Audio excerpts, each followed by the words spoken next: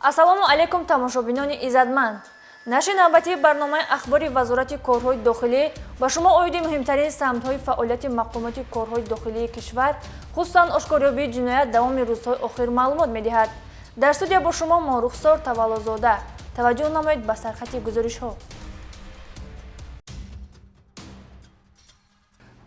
амалиёти бобарори кормандони милитсия наздики ним тонна воситаҳои нашадор аз муомилот боз дошта шуд. пешакӣ аз азиз $30,000 гирифта ба файз равон кардам. чанд рӯз пас файз ба ман алоқа кард. вақте ки ман ҳаракат кардам рафтам ба ҳамун ҷои гуфтагӣ ва ё ҳақиқатан дар зери симчӯб 8 линча ҷо карда буданд. роҳзан бо ҳамаслаки худ ба хонаи бародараш ҳамла карду бо лату кӯб кардани ҳамсари бародар 50,000 сомониро аз они худ кард. усули махсус дар кирдори ҷиноятӣ. гумонбар телефони бо роҳи ҷиноят ба даст овардаашро ба 2 нафар фурӯхт. боздошти чанд тан аз ронандагони сархуш дар пойтахт.